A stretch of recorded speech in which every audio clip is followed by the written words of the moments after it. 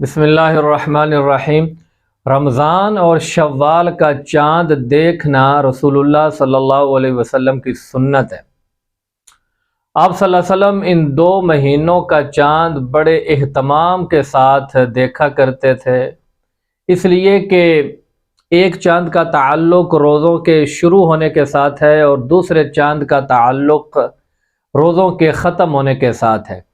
اس لیے آپ صلی اللہ علیہ وآلہ وسلم ان 2 چاندوں کو بطور خاص اور بڑے اہتمام کے ساتھ نہ صرف یہ کہ دیکھا کرتے تھے بلکہ ایک بڑی ہی پیاری دعا بھی آپ صلی اللہ علیہ وسلم پڑھا کرتے تھے۔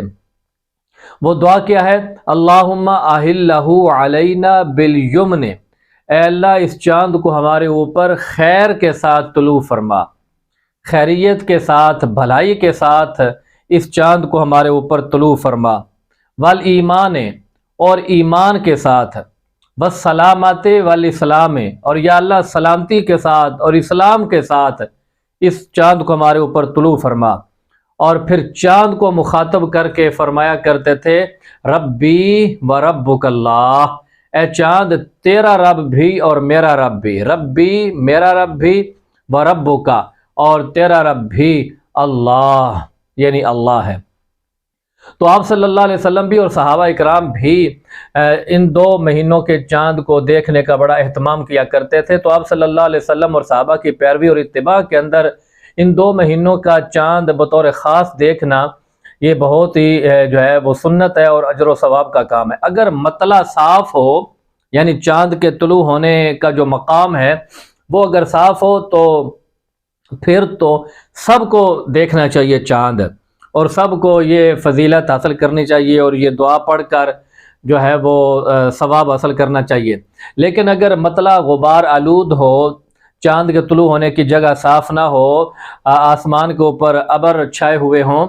تو پھر کوئی ایک بھی مسلمان چاند کو دیکھ کر گواہی دے دے تو اس کی گواہی کو قبول کیا جائے گا، بشرطے کہ وہ مسلمان ہو، صادق القول ہو، تو اس ایک کی گواہی اور شہادت کو قبول کرتے ہوئے بھی رمضان کے شروع ہونے کا اعلان کیا جا سکتا ہے۔ اگر مطلع صاف ہو چاند کے طلوع ہونے کی جگہ تو پھر کسی ایک آدمی کی شہادت پر رمضان کے شروع ہونے کا اعلان نہیں کیا جا سکتا، کیونکہ مطلع صاف ہے تو پھر جو ہے سب کو نظر آنا چاہیے نا، پھر تو سب کو دیکھنا چاہیے،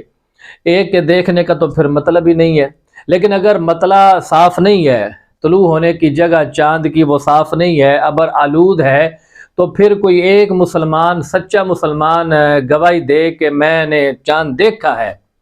تو اس ایک کی گواہی کے اوپر بھی